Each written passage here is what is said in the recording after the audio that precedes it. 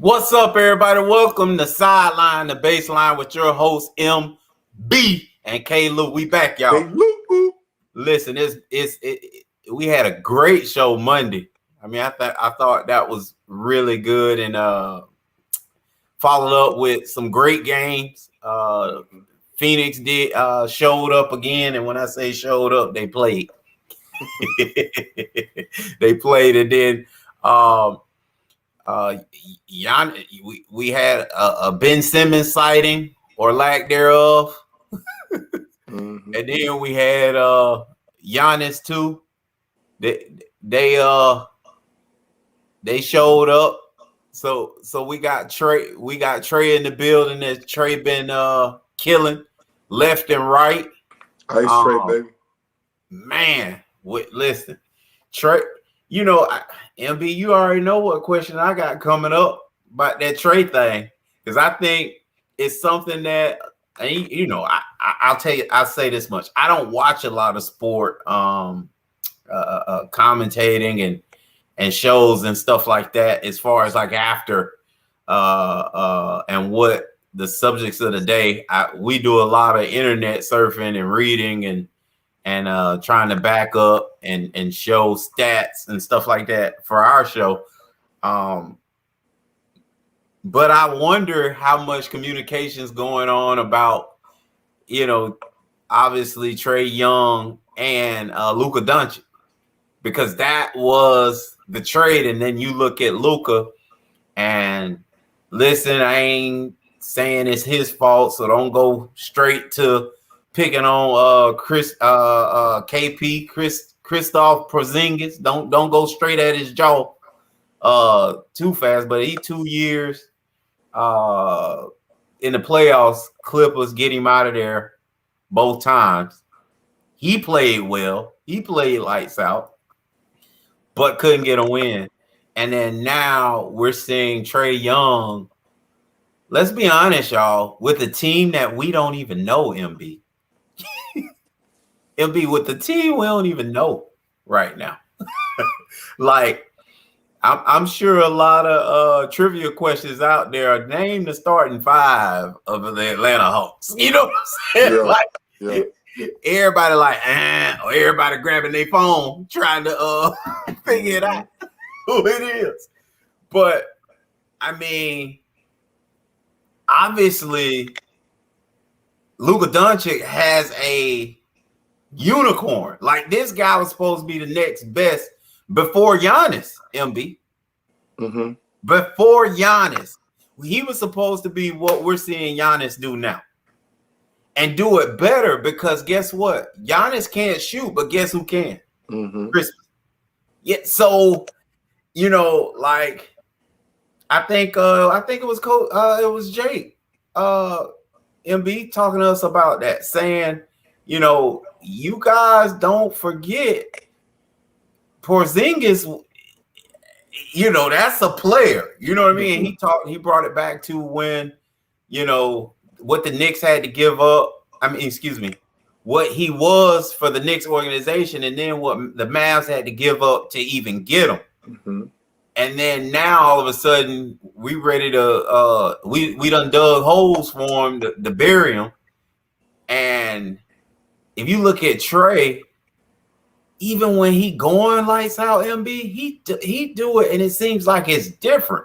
It's like he's scoring, but he's keeping everybody actively engaged. Mm-hmm. Whereas, you know, the example that I gave you for Luka is, you know, James Harden in Houston. You know, he dribble again, dribble again. Okay, shoot, bam, I score. If I get an opportunity to kick, I kick. If they hot that night, they hit. But it just doesn't seem like it's enough to get the team over the hump, MB. Hey, Coach Orlando, what's up, buddy? Hey, what's up, fellas? Man, appreciate you coming on. Did you get a fresh cut over there, man? Yeah, I did, and I needed it bad. That onion is shining over there, man. Nice. If I could smell, I could smell the fresh oil on the head. Yeah. Nah, man, appreciate you coming on, man. No problem. Hey, you just came into K. Lou was doing his Lou down on asking about comparing Luca and Trey, like that gap.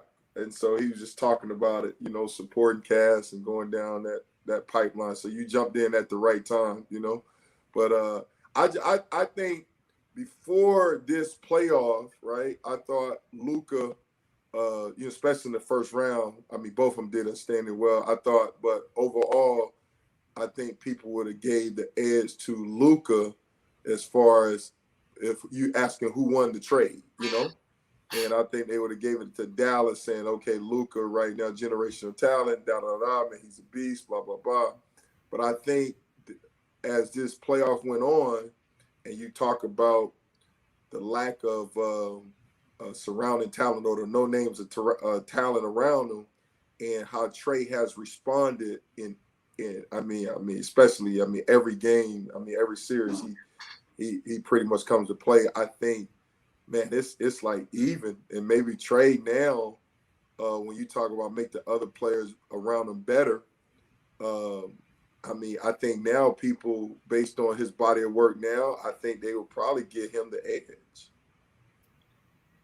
As that, I would say, I would agree with you. They will give him the edge now. It's interesting the way we look at this because Trey has really grown as a player in the NBA to where he's getting his teammates involved. I mean, that's the key. He's been unbelievable with running his team now and like you said, not trying to do it all himself and getting teammates involved and whatnot. And so you can see the growth in his game, it's in your face. It's very vivid. Well, Luka came into the league and he was already playing that way. So his growth, you don't see it as it isn't smacking you in the face as much as Trey Young's growth is. Right. And so I still think, if you ask me who won the trade, wow, that's Trey make you eat your words right now, Exactly. He's making you eat your words, but I still think Luka probably, when it's all said and done, will go down as the better player, I think. But Trey Young has really, really closed that gap and then really make you step back and go, well, I don't know if it's not that big of a gap. Well, and I'm going to jump in, and I understand what you're saying. I guess I'm going to steal a line from Scottie Pippen when he was breaking down, comparing KD versus LeBron, And the edge he gave LeBron was the fact that he made the other guys better around him, And so right now, like I say, Trey to me is making those no names better around him, regardless if he got a better supporting cast or not, right? There's no doubt. So I think because of that helped him close the gap. And then, so he's doing less with more. And then, obviously, upset the number one seed. Upset. It's basically, it's been upset city from the Knicks to now the Sixers, and then now game one of Milwaukee. So, and then, and then the last thing I'll say is that I know he's playing in the NBA, and that's the big stage, but really, the Hawks, they ain't trying to sign them up for Christmas Day basketball, Right. So really, now with playoff time, everybody's able to really focus in. If you haven't seen this game, now you've seen this game. You know what I'm saying? So now the spotlight is brighter, and he's shining on the spotlight. And when you look at it, there's no doubt about it. He's the glue of that team. He makes it go, and he gets everybody else involved. So let's really dig into no-name players. And so, I don't know. I can't rattle off Dallas's roster as well, but let's zero in this now. Yeah, Bogdanovich is a really good player. Okay, journeyman shooter. Yeah. So what when you say journeyman shooter? He was with the Kings. Who was we with before the Kings? I'm not sure if he's been to a lot of different places, but he's still a young guy. Kevin Huerter is a pretty good player. Yeah. Okay.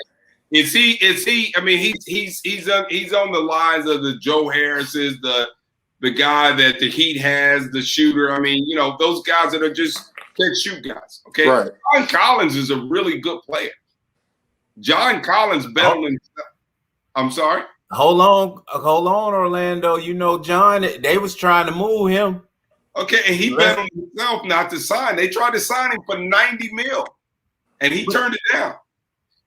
Okay. Okay. Now, when we go to the Dallas Mavericks, and people will probably bite my head off of this one, but I don't know if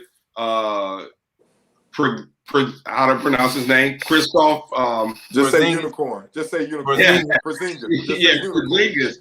I don't know if he is as good as we want him to be, or he's made out to be, or all of a sudden you say, okay, well, Luka has Porzingis. Oh, really?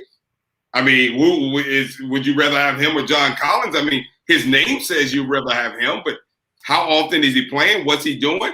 And then you go through Dallas's roster. I mean, let's name the big time players on Dallas's team. Right.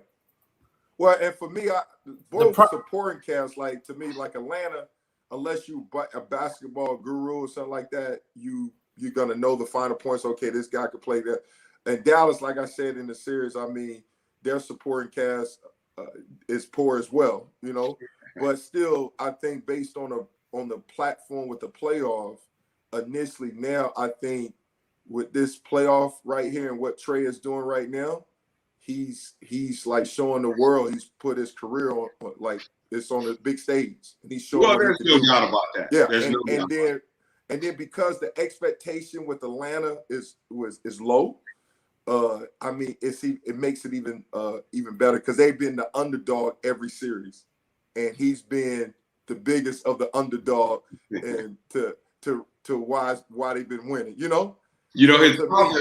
Yeah. So to me, it makes it both of them. You're right. Dallas, their thing is weak, supporting cast, but with Trey, far as making them perception is reality, he's making those guys perform around him, and those guys are doing well. You know what I'm saying? And he's just leading them to victory. I mean, he's getting it done. He's building his name. You're right. Go ahead, Caleb. I know you have, son. Yeah, I'll jump in there and say I agree with both of you. I think you both of you overwhelmingly say that Luka's the better player. I agree too. Whether you're talking about now, Orlando, or like you say when it's all finished, when they're all retired. But what I will say is, if I'm any coach or GM and I have to start my team, it's gonna go with Trey out of the two, because even when you look at, let's say we just talked about their supporting cast, they don't have enough. Even when you look at that, I think Atlanta becomes a much more attractive spot with him being the star versus Dallas, who all of a sudden got into a pissing contest with their head coach and he got ran out of town. Private, and all of a sudden, because of this star that feels like, I guess it's reported really, in the back chats that Rick Carlisle feel like Luka got way too much power. So if you're knowing this and that's going around the NBA circles as a coach, then what player want to go there and play?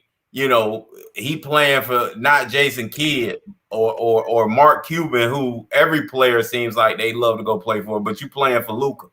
I think that's a different situation. I'm shocked that Jason Kidd rescinded the offer that seemed like it was going to be in Portland to then immediately seem like take this job, and knowing that you're going into a situation where you don't have the final word.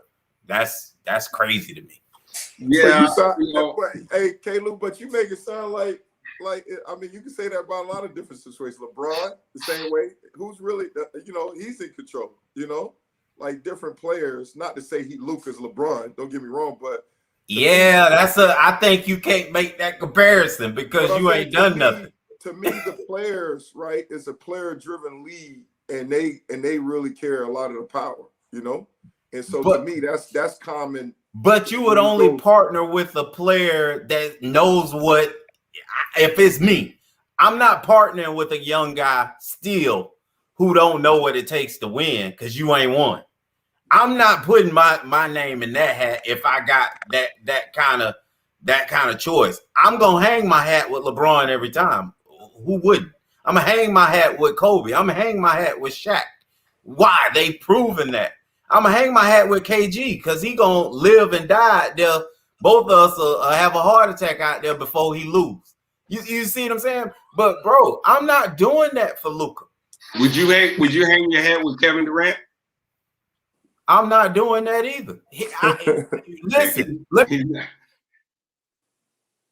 he's never won. I mean, I'm with you. I think Caleb got frozen. He froze. Look, yeah. Go ahead, Caleb. Did you hear me? No, we missed you. I said they have him and Kyrie both have yet to do it as the lead dog.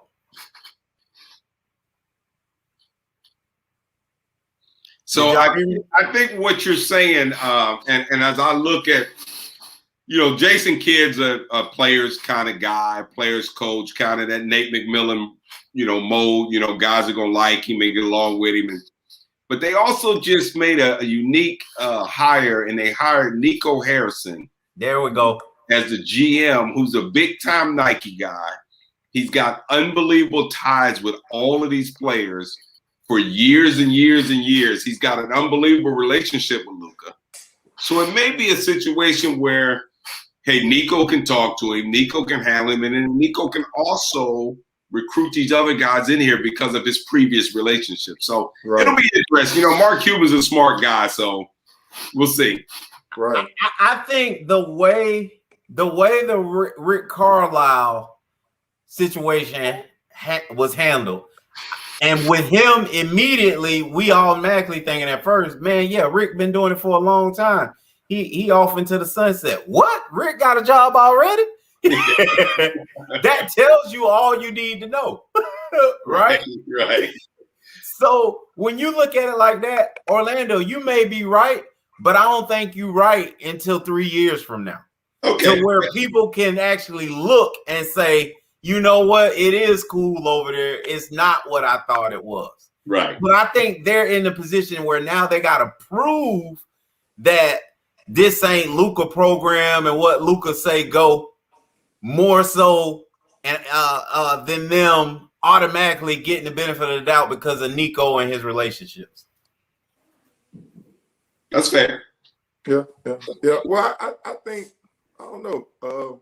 I agree with what you're saying, but if I'm Mark Cuban, right, and I got a generational talent like this, right, I think you gotta ride it and see where you can take the wheels, till the wheels go off. You gotta bring. It's like with Cleveland, right? They had. There you go again. Yeah, I just that's the only. Everybody, LeBron. Listen, it's only one of him. They had no doubt. They had Cleveland. They had LeBron for 7 years, right? And I always felt like they didn't do enough. His first trip there, they didn't do enough around him to help him win the championships, And so he left. So people got mad. He left to go to Heats. To me, if I'm the owner, you gotta do everything you can to create an environment to build around that star player that you have in that regards to some restrictions. So to me, bringing in a Jason Kidd, bringing in this guy who Orlando talked about, previous relationship, bringing in guys but not making a deal with the devil, right? You got to do what you can to try to put yourself in the best position to win with that guy. If you believe in him that much. Let me ask you this, Mike, and again, without being in their meetings, you don't know what all Cleveland done, but now the Cleveland Browns seems like to be a pretty happening place, and people want to be there. But think about when you guys were in the NFL, and free agency was coming up.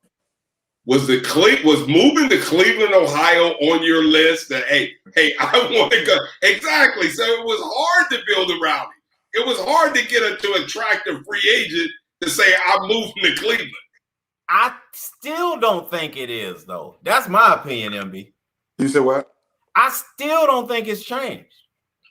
Well, no. The Browns are getting some pretty good guys, aren't they? They are, but I'm saying it's not a destination spot. Oh, okay, yeah, I agree. They're paying people. Cleveland. Right. Oh, right. Yeah, okay, no I doubt, agree. no doubt. But I'm just saying though, like if they had to do it over, I'm sure with the second time they like turn the keys over to LeBron and whatever he want, we're gonna do it. You know what I'm saying? Right.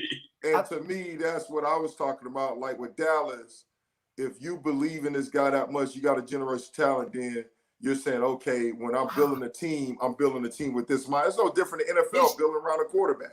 It's just tough to me, MB. You keep throwing LeBron's name out there, man. I can't get past that. I know it's hurt. It hurt you. It's super hard.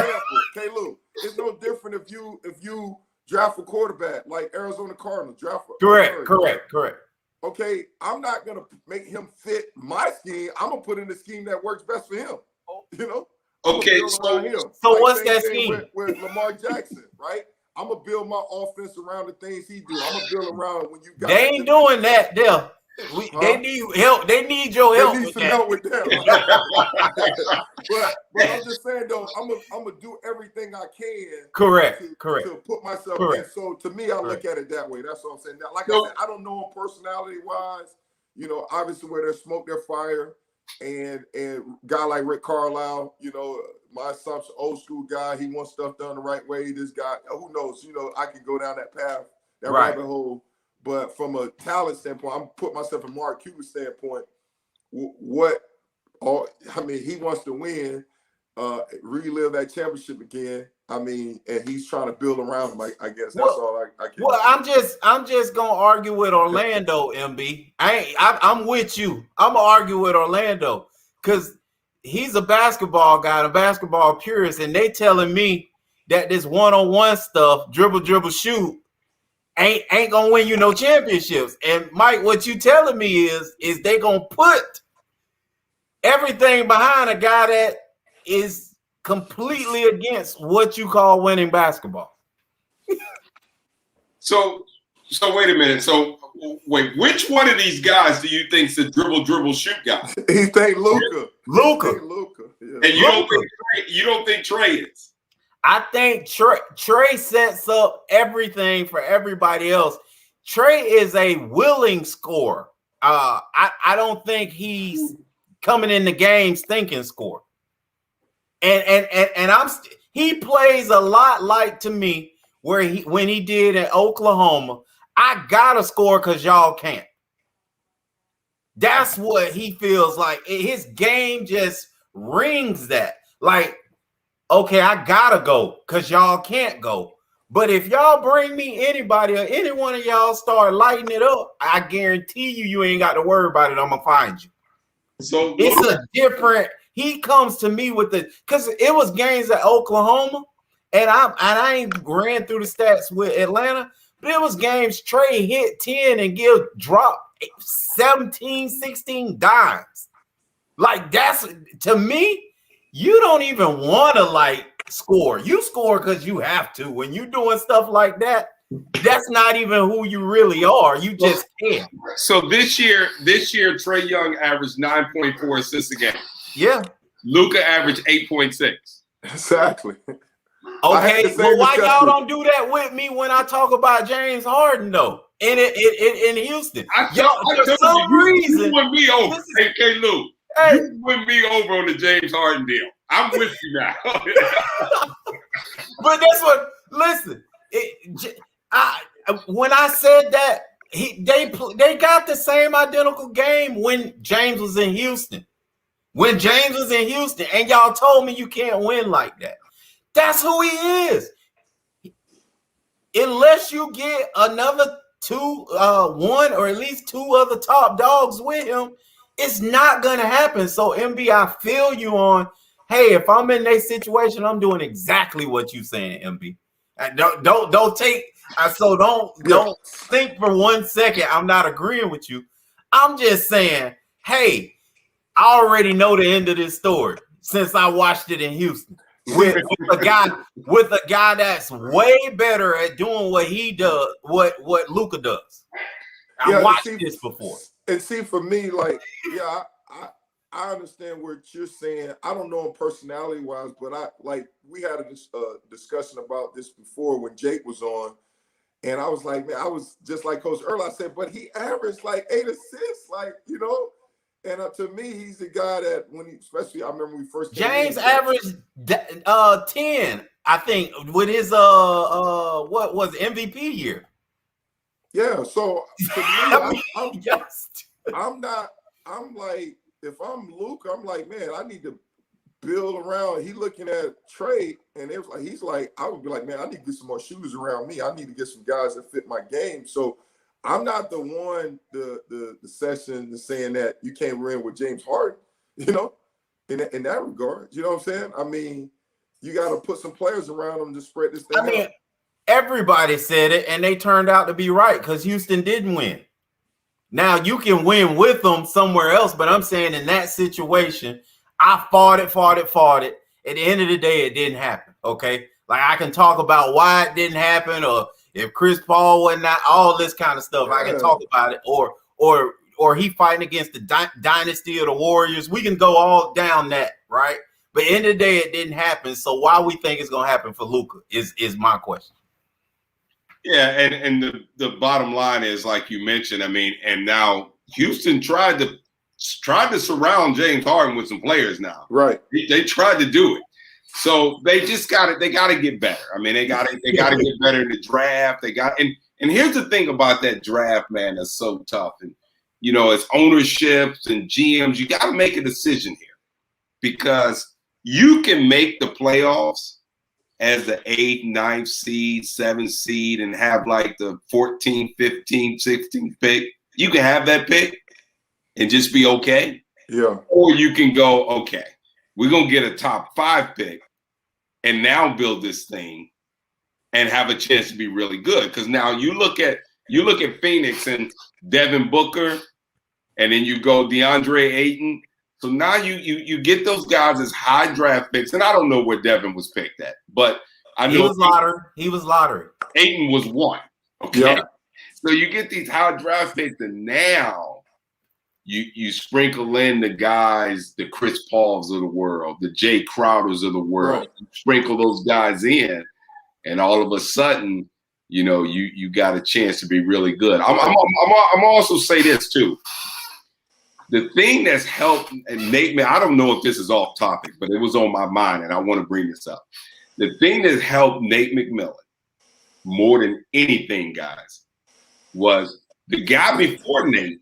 They were in that situation I'm talking about where you're trying to build it. So you got to get high draft picks to build this thing, and then you sprinkle in the guys. Okay? Well, here they had Cam Reddish. Yeah, Hunter. They had DeAndre Hunter. Yeah. I can't remember who else. Young guys that the other coach had to play. Right. Hey, we're going to develop these guys. They weren't ready to win. When Nate took over, those dudes got hurt. Right. So he was able to play older guys that's ready to win and ready to win now. And it helped him. And it helped his team win. And so I know I bring that up off subject, but I'm making my point with Dallas trying to build this thing. Boy, it's hard when you got the 14th, 15th, 16th pick every year. You know, you make the playoffs, and you know, I look when I was in Memphis, we had the 4th pick, we took Jaren Jackson. Yeah. We had the 2nd pick, we took Ja Morant. Pretty good. Okay. Yeah. Now he's able to sprinkle some guys around him. You know, you make the playoffs. But with Memphis, the attitude at this point is, okay, do you try to get a top 5 pick again? Is that better, or is it better to give these guys some playoff experience? Well, the attitude they took was, we need to win. We need to give these guys some playoff experience, and now try to sprinkle in, you know, they took Justice Winslow, but it hadn't worked out. But, you know, try to sprinkle in an older guy that's been in the league for a while that can help get you over the hump. You know, I love to look at the NBA like that, but a guy like Devin Booker, you said earlier, you don't know when he was picked. He was picked, of course, first round, 13th pick. Okay. All right. Too many times, though, those lottery picks just don't get it done, Orlando. And that's the disappointing part, that you find yourself trying to still close those gaps as far as the pieces that you were looking for prior to the draft, because these guys aren't making it. And time after time, if you pull up the last 4 years of drafts and you just start going through just the top 14 picks, the lotteries, man, it's a lot of guys that G Leaguing it, man. And that's so it's like you get in those positions and you still strike out. You're absolutely right, man, and it's the toughest thing. I mean, it's no rhyme or reason to it. I offer a service to. I'm putting a plug in right here, I guess. There it is. Go ahead. A couple of NBA teams that because I understand, it's more about the who. You gotta understand who you're drafting. Right. Okay. Get to the what. And I don't think we put a lot of time in the who. And so you're right. You wind up getting guys that don't make it. Because Orlando, I had this argument last night with a guy. I said, I don't understand why NFL teams have to get it right, like almost in a position of forced to get it right on all first round picks. That's 1 through 32. Basketball, it's like, hey, it ain't a top 5, like you just said. And then from that point on, it's like, hey, man, it's whatever. But the lottery has been deemed MB like our first round. Mm-hmm. The lottery. And it's like, you can't even, like the NFL, you can pick darn near the first 20, 25. Like, they can't go past 7. Like, they I don't know. You know what I'm saying? And I don't get that, Orlando. Y'all got to help me with, and the expectations of those guys, MB, are 0. Think about it. We hear about 1 pick, don't we? Number 1 pick. That's it. Like, everybody else clean. They ain't no bust no more. You know what I'm saying? In basketball, like, they clean. In football, we like, golly, put the money in the bag. You know what I'm saying? Like, we don't care if you pick 1 or 32. Put the money in the bag. If you second round, put the money in the bag. Like, it'll be like NFL teams, Orlando, have to get it right the second round too. Like, those are busts. You know what I'm saying? Like, it keeps going. And so I'm just amazed. I think NBA teams, I think they have to as well. I understand what you're saying. It's probably not as prevalent or talked about as much. But when you look at second round draft picks in the NBA, okay, the odds of those guys making it and help your team is very low.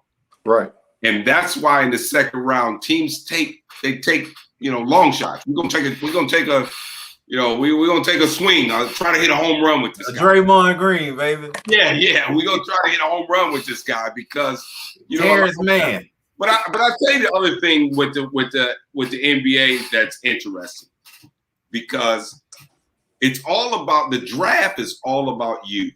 It's all about the future. It's all about the young guys. Okay. Free agency is all about win now.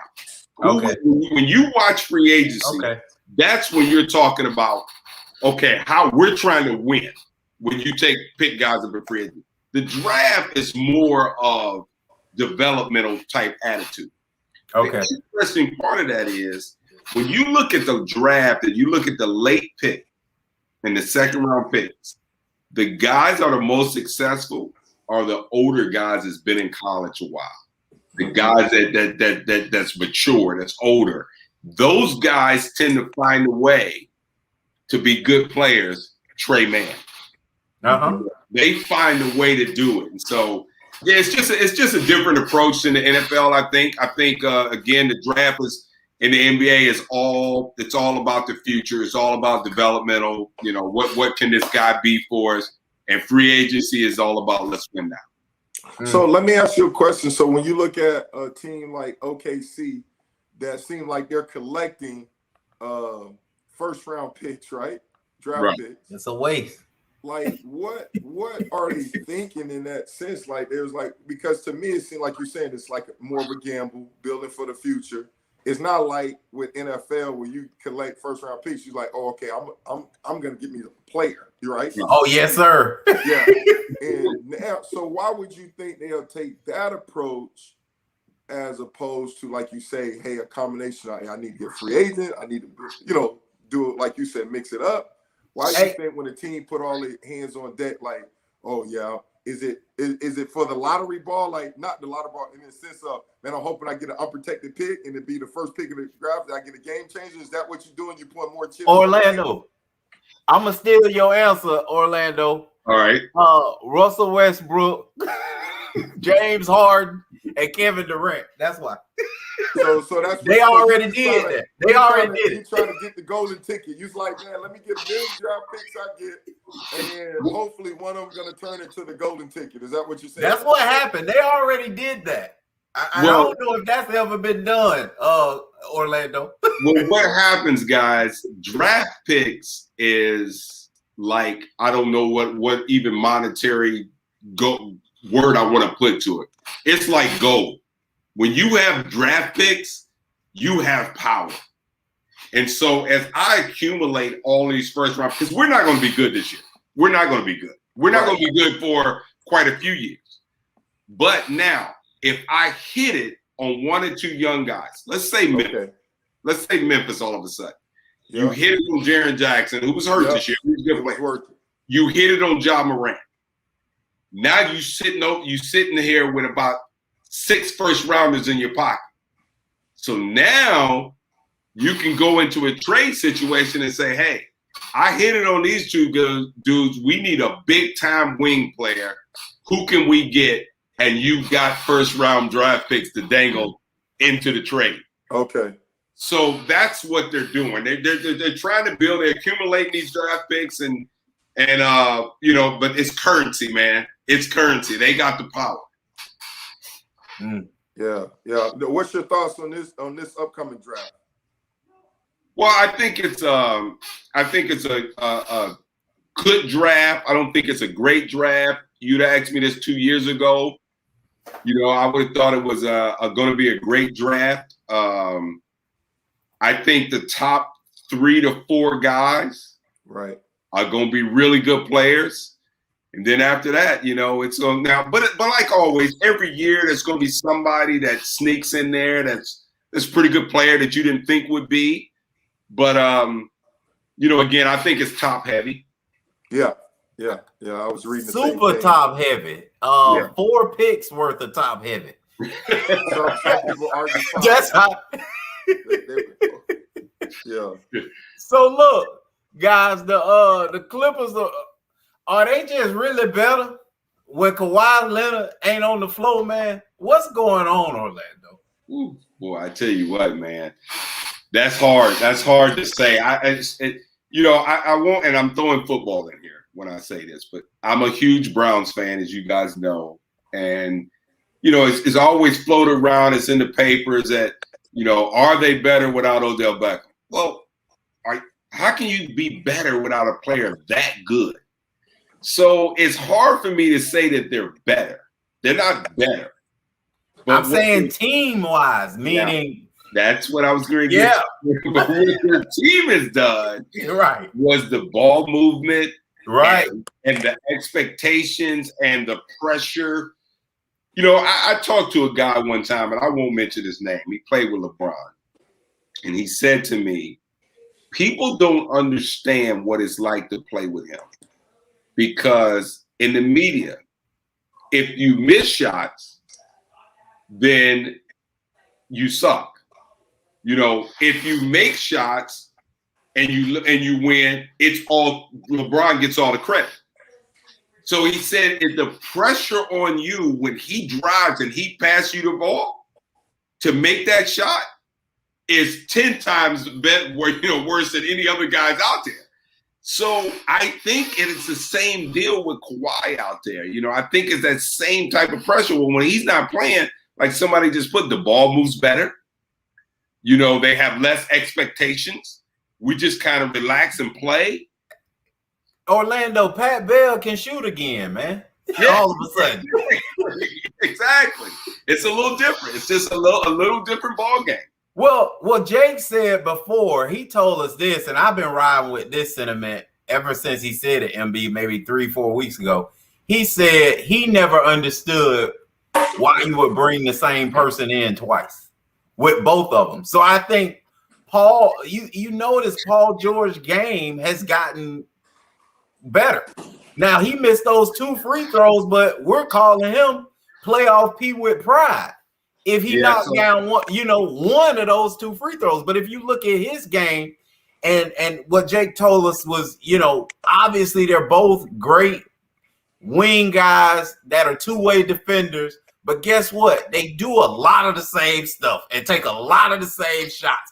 So their spots are pretty much the same. So it's like it really has to be my turn, your turn out there.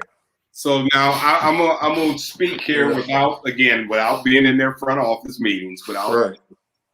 I know for sure the Paul George signing was driven by Kawhi Leonard. Correct. Kawhi won. Right. So as MB mentioned earlier, it's a player-driven league. Yep. You ain't telling Kawhi no. Exactly. Okay? The second thing, as a staff, as coaches, as you trying to put this together, in your mind, you're saying, hey, man, Kawhi will be the 4, and this thing will work out. Wow. But you ain't tell Kawhi that. Yeah, that's what. Exactly. You didn't tell Kawhi and Uncle Dennis that he's going to be the 4. Right. And when that conversation came up, it was no. Hey, I heard MB say this, and I still listen from MB. It's in a little different context. But when they talked to Kawhi about being the 4, he walked in there to the meeting and put the pistol on the table. So we gonna talk about me playing where? Right. Exactly. That's interesting you say that. And if that's the case, man, Magic just made a comment about AD, and I don't even really want to believe this anymore. But you're basically saying this is the truth. Why are guys caring about what they play in this basketball environment? Like, I get it if it's the basketball we grew up on, where you had a real center, a real power forward, and those 2 guys stayed in the paint. You had a couple stretch fours, but we was pissed off at them because they stretched out. Get your behind back down there and rebound. Okay. Right. And then you had a true 2 guard that his job was to, really be the shooter, but you got to defend Michael Jordan. Okay. Yeah. That's your job. Okay. I don't even care if you really can't shoot, but you got to guard Jordan. Okay. That was every 2 guard in the league. You get to the 3 guy, and he's our slasher. He gonna get that thing and make a cut to the basket, or you catch him cutting back. And then the point guard's job was to make sure everybody else was doing their job. And then you had special guys like Isaiah at the time that could be these guards that are today that would easily do what they're doing right now had he been back in his prime. But he was an alien at that point as well. You got the smallest dude on the court doing and playing wherever you want to. I'm just saying, like, I'm so disappointed that an AD and a Kawhi will say, who cares where you put me? I'm going to end up playing the point anyway. Like, I don't get it. Kids today, I'm calling these guys kids, but, kids today, families today, it's K-Lou, it is bad. This was a little while ago, a while back, 15 years ago. But I coached a guy that was the 9th pick in the draft. Okay, his name was Rodney White. He was Conference USA Freshman of the Year. he was one heck of a player. When he was so caught up in being a small forward, I would use it to my advantage. When we were on the road and teams would announce the starting players. If the team, we're at Louisville and they go, and starting at power forward for the Charlotte 49ers, Rodney White. And he'd come to the bench and I go, man, they disrespecting you, man. They think you're 4, man. They think, and he would go out and destroy. Like, it bothered him that bad. It bothered him. It's unbelievable, man. Right. And the guy that I worked for, I remember we were recruiting him. And I went to that before we went to the house. I'm like, listen now, coach, he wants to play on the wing. That's what you got to talk to him about playing on the wing. Right. And he said, okay, but I'm gonna make sure I explain to him. In our offense, our wings post up. That's what we do with our wings. So you gonna be around the basket some. But yeah, man, they don't. AD is one that he don't want to be a 5. He don't want to be a 5. He don't want to play the 5. Right. And so I get it. Like, but you're not truly a 5. Exactly. That's what I don't understand. Like, right now, we don't care if the 5 get any blocks, and we don't talk about his rebound. Well, what do you play? You know what I'm saying? Like, ain't no 5. Think about it. Right, they took the 5 position out of the All-Star because they got tired. When Roy Hibbert made it, they said enough is enough. Hey, listen. Enough is enough. No as more. Much as I like Rudy Gobert, as much as I like Rudy Gobert, they really exploited him, man. They put him. He couldn't play in the series. It hurt him. Right. It hurt him. So you don't need a guy like that. You need a guy like AD who can play 4, 5, 3, whatever you want to call him. But yeah, man, it bothers him. Yeah. Hey, MB, I'm reminded of a short football story when Tim Lewis came to New York. We had a couple guys, I ain't gonna name them, said they ain't playing in no 3-4 system, MB. Right? So bless they heart, D lineman. MB, we played Oak in front 70% of the time. I was like, and they still swing. But Tim Lewis said we played a 4-3 defense. I was like, I don't know what world y'all in. We Pittsburgh out here, MB. But he had him. He had him. Right. Like, we used to laugh like these fools. Nah, I ain't playing down there. Okay, whatever. Hey, Okie cover 3, Okie cover 3, ready? Okie is a 3-4 front, Orlando. Yeah, so it's gonna happen whether you. Okay, we play 4-3, buddy. But and so that it's kind of like you, coach, how you tricked the opposing team. We had a defensive coordinator that tricked the whole D line. They never knew it. Oh yeah, that we was playing the defense. They refused to play. Right. Man. So Coach, let me ask you a question. Based on the game tonight, you talking about defense. They talking about Lopez spent the entire Atlanta game. What does Milwaukee got to do to win this game? Wow. Well, the first thing is that obviously you got to slow Trey down. I mean, how do you do that? That's easier said than done. Yeah, I agree. You got to figure out a way to play. And you know what? Milwaukee's guards are tough enough and good enough defenders to bother him, but he's been that good. So I would say number one, they have to tighten up the screws defensively.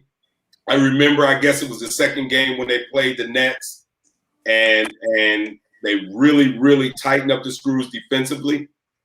They got to find a way to do that, and then offensively, I think they got to find a way to be, they got to keep Giannis involved, but also find a way to shoot more threes and make more threes. I think it's time out for us to be, talking again about like what can't be done, Orlando. Like, I'm sick of people saying you can't guard these people. Like, At the end of the day, double him, get the ball out of his hands, force somebody else to beat you. If they beat you, let it all. Okay, it is what it is. But I'm tired of hearing those answers. Orlando. Yeah, but guys, if you're coaching that team, and you're doubling, now we're talking NBA players, okay? We're not talking your high school team where there's 3 guys out there that can't play. We're talking NBA players, and you're talking about doubling him. And you're going to give a guy consistently a wide open shot. Orlando, yes. The reason being, we know he gonna beat us. It's still so. It's a different philosophy in football. We're gonna go out and say defensively. You talking to 2 defensive guys. Whatever you do, the best that or good enough that we feel like we can stop it. That's what we're gonna sell out at. Well, okay, now watch this. You beat us with something else, we shake your hand and say, great job, man. Y'all killed us. But what we're not going to do is allow you to do something that we know going to kill us. Is that not true, MB? Yeah. Why is it so hard, Orlando, then? Why is it so hard to do that? Well, look, let me first answer. In the book I read with Bill Belichick, he would say, I'm going to make you play left-handed. Correct. And so again, but you as a coach, it's so hard to sleep at night, and you gave up, I don't know, I'm just making these numbers up. You gave up 30 points in the paint and 30 from the 3 because you were double teaming Trey, and you were giving guys that are NBA players open, easy looks. We're doing the same thing in the NFL, though. Like, we're actually doing that. And we're saying, and guess what? A lot of times them other guys kill you, just like you said. But we walk around with our head high because that joker didn't do it. Orlando. Because we know he can do it. But you lost. Yes. And so it's not, again. But watch this. If Trey go out there and hit a 50 piece, and have 15 dimes, then what we saying? Yeah, what are y'all doing? You knew what was coming. Exactly. So I'm gonna stop what I know. I think you can give him different looks and give him and let me say this too, guys, in total transparency. I haven't watched the games from a coaching standpoint, from a strategy standpoint. So with the film. Yeah, but I think you can give him different looks. You can guard him with different guys. You might want to put Middleton on him somebody that's bigger and longer. You might want to just give him different looks as opposed to running double teams at him. Now, if you want to double him and they set ball screens, double the ball screen. Okay, let's do that. But boy, just to say all night, we just gonna take it out your hands and give other NBA players wide open look. Yeah, we give them a look. And like I say, the football version is we double, one guy and everybody else single. Like, hey, you on your own out there. Nah, that's the look that receivers look for. The receivers and these great quarterbacks are looking for these one-on-one looks. But we listen, Randy Moss, we did it to him, NFC Championship game. Man, we had a call wherever 84 was. I mean, he had a defense, didn't the MB? Yeah. Something 84 was the defense. Zone 84. At the end of the day, we knew who could beat us. We ended up winning the game like 33-0 or 33-6 or something crazy. Because we took him completely out of it and they had no answer. But you could play those other guys one-on-one in basketball. We couldn't. We really couldn't. Well, what I'm saying is they had a defender on them in basketball. When I commit 2 guys here, I've got to zone up. Right. And now when that ball is passed, let's say it's passed to the top, then this guy got to make a decision. Then it swung again. Now it's 2 against 1. Like, I can't never play man-to-man on those other guys. I can't do it. Right. You sure to go. But I agree with you, Orlando, in that regard. I mean, I understand that point, but I agree with this point as far as they should mix it up, man. I saw Giannis on Trey in that game more than I see Giannis on KD in the other games. You know what I'm saying? Right. they was like, I'm dead. If it wasn't Giannis, then it was Lopez. TNT was killing them because Lopez, they get on him, he started backing up, so he gave him room to shoot. You know. Well, but I was like, mix it up. I didn't see them mix it up. I just saw them stick with the same game plan, pretty much the entire game. Well, and basically he had his run. You know. What you're describing is the way they defending the ball screen. Yes. When you have so they're switching the ball screen. Exactly. And they're saying, okay, we're gonna make him shoot over our limb. Well, yeah, you gotta make a change there. You gotta make I'm saying switch it up, you know? Yeah. You can't put him in a position where Giannis and Lopez and those bigger guys are defending him all night, because he's gonna really, really pick you apart. Right. We got it. Like and we go back to a football reference, but if you play Tom Brady, zone the entire game, well, by the time the fourth quarter come around, he's just gonna, exactly. He's gonna destroy you. So you got to give him different looks. Right. And I noticed a poor example because they ended up losing the series. But at one point when Philly did win some games, they was mixing up the coverage, Yeah. They did a good job mixing up, forcing somebody else to beat you. So speaking of guys, and I don't want you guys to kick me off the show because I always jump off tangent here, but I gotta talk about this. I'm watching the NFL Network, and they're talking about the amount of film that Ed Reed and Peyton Manning watched. And Ed Reed said when Peyton Manning would pump, he was always going to come back to this other way. Correct. And Peyton Manning said when Ed Reed's hips goes this way or something, I can do this. Right. So Peyton Manning pumped and Ed Reed turned his hips, but in the same motion, he was turning all the way around. To go the other way. And Ed Reed picked it off. And so I'm watching that and I'm thinking to myself from a basketball standpoint, like that's an unbelievable adjustment a big time player made on reading the offense and the defense as well. And so that's what I'm saying. When you give Trae Young the same mix of we're gonna switch and put Lopez and Giannis on you all night, you can't live like that. Right. He'll be shimmying all night. Yeah. It's interesting that you said that, and those two guys that are going way beyond, the little cheat sheets we get, and then that's normal though, as far as like you developing your own past that, okay? But what I will say, and going back to us always trying to take away something, is your reference to when you double, then somebody's free. We're going to make sure that free guy is shooting under 30% from the 3 line. Like, you're going to have to make adjustments to beat us. Meaning, like, that lineup that you got, the lowest performing 3-point shooter is going to end up with the ball. That's the kind of stuff that we do, because we always, in football, and it changed my perspective with everything and be going to the NFL and life, is you play the percentages. Just play them, because they'll always work out to be you gaining the upper hand, because you're making the choice that generally is the right choice. So you know what I mean? And so that's all you're doing. So you're not, like you said, what if you lose? You will lose, but percentages are going to play it out that you win more than you lose.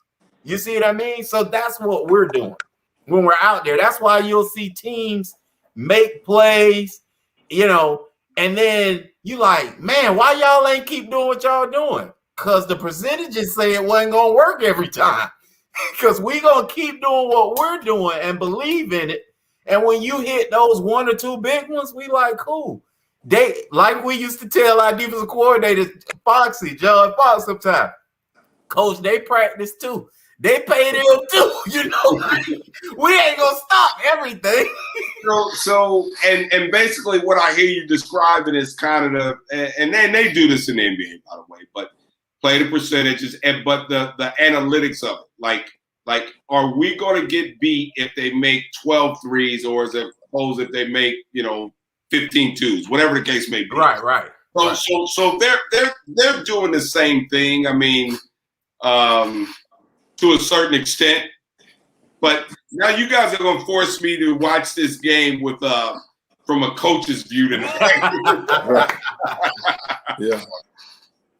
I want to see. Yeah, because I was, like I said, I want to see what adjustments are going to be made. And to me, I don't think Milwaukee's going to make too many adjustments. Man. Now going back to Kawhi, Orlando, do you think, because there's rumbling saying this may not be a knee sprain, but an ACL. Does this completely shake up his plans and the Clippers' plans? Because if this is an ACL, they stuck with him. They don't make a necessary run next year. And how does that work moving forward? Well, I don't think they're stuck with him if it's an ACL. And the reason why I say that is because doesn't he have it's his choice, right? Player option. Yeah, he had a player option, but medically today, an ACL is they getting you back. They're really good with that. That's not something that scares you. Right. But it will be interesting if they bring him back. I mean, excuse me, if he chooses to leave. I don't think it's guaranteed that he'll be back. I really don't. Right. See, I say that if it's just a knee sprain. If it's an ACL, he's taking that player option. Well, I mean, maybe, but again, I'm not sure if an ACL is going to scare teams off. What it's going to do is it's going to make him have to sign a longer term deal than what he wants. Right. Okay. That's what it's going to do, because now I'm team, I'm whoever. I'm the Boston Celtics, and no, we're not signing a 1-year deal, brother. We're not signing a 2-year deal. Then you coming off ACL. We're going to do a 3 or 4-year deal. Right. What do you? So you think he's going to go? Where do you think he'll end up at, Orlando? Now, I don't know that. I hadn't really looked that far and to say I don't necessarily believe that he's going to go, but I don't think it's out of the realm of possibility. Like it's not a for sure deal that this guy is going to be back in LA to me. Right. I'm not sure what the contract situation is with Jimmy Butler. I'm not sure what the money situation is in the Heat. But, those are the type of guys that Pat Riley finding a way to get his hands on. Right. And then finally, what should the 76ers do with Ben Simmons now? Man, if I'm putting my GM hat on, I'm trying to move him, but I'm not going to give him away. Right. The problem I got is I might have to give him away now because I ain't sure who want it. That's the problem I have now. But if I can make the deal sweet, he's still an NBA All-Star now. We're talking about an NBA All-Star. Yeah. We're not talking about just that's what 24, 25. Yeah, we're talking about an NBA All-Star. So I should be able to get something pretty good for him. And if I could move him, I would look to move him. Yeah. I would look to move him. Yeah, I'm glad you say that. That's 2 years ago. My argument was you can't play. They're not the 1-2 punch in this era. Years ago, before the 3-ball became what you needed to do, yeah, they were 1-2 punch in any era until now. 2 years ago, though, I said they need to make a decision because Ben Simmons is not a half court guy, and Embiid's not a guy that you need to fly up and down the court with. So they got two conflicting styles that won't work. I agree with you. I mean, I agree with that. I think Embiid could play. He could still be effective playing fast, but ultimately, where his go-to is let's get him in the half court and punish teams, and that's ultimately what you're gonna win with him with. So that's I agree with you. So that's why I'd say you got to move it. Yeah. Where would you think you would like to see him go? Portland. Now it'll be interesting because Ben has really done a good job defensively. Right. And Ben can guard a lot All of NBA. Yeah. My problem with Portland is Portland can't get him and keep CJ and Day. It just ain't gonna happen. Financially, it can't happen. Exactly. Now, if you could keep them two guys, then he's a 100% the guy, because now those two guys can shoot. He can get it in the paint anytime he wanted. He can make plays. Dave can guard the point. CJ can guard the 2, and he can guard the 3. But it just 4 or 5 with him. But it just can't. Financially, it can't work. So he's going to wind up going to a team that's a young, up-and-coming team that's trying to build. I mean, because it's hard. I mean, you gotta match salary. Like if Houston wants to move John Wall, well, you got to find somebody. And I don't know the exact numbers. We got to find. Ain't taking that. With They're not taking that. With $30 million. I mean, so it's going to be hard to move him now. Right. It's going to be hard. Man, well, we definitely appreciate you, Orlando. Well, thanks for having me on, fellas. Anytime. Thanks, Coach. Man. Appreciate you, man. All right, man. Yeah. Talk to you guys later. All right, man. Yeah. Man, what an awesome he put us on game tonight, MB. We dug in it. yeah, no doubt. We got the butter from the duck. Hey man, our man, condolences goes out to your adopted home city, MB, Miami, man. The apartments that collapsed. Yeah. What a sad situation. They're still trying to find people, still trying to locate people. Half of the complex, I'm sure you guys know, came down, and you got the Miami Heat already out there trying to, help out and lend a helping hand in whatever way they possibly can. It's such a tragedy, MB, because when I look at it, obviously we live in Florida, so all Floridians know hurricanes, and the other two secret, silent, deadly killer we think about is sinkholes. And so when I'm looking at that, I'm like, man, that look like that's past regular level. So when we see that here, we think sinkhole. Right. I haven't seen any reports where that's it though yet, MB. Right. But obviously, being a Floridian, that's how our minds work. It did a hurricane blow it over, or did a sinkhole gobble it up? And the scariest part about it is when you look at the area view, MB, you see look like 100, 200 places on the left foot and the same on the right on the same row. So, oh man, that's tough. You know, because you're thinking right now, are the other people safe on the left and right of them? Yeah. Definitely was wake up call for everybody, man. So with those condos, they pack them in, man. Yeah. I mean, you just building straight up. Yeah. So again, our condolences go out to the families and people's man, just everybody that's affected any way. And man, that's just tough because you sitting in your house and it disappeared. That's crazy. Right now they got what I know at one point it was 99 people missing. So correct. I don't know where it is right now. Correct.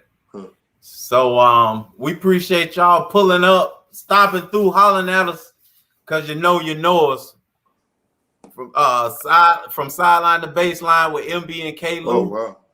We are 160 missing. Man, we gone, y'all. All right.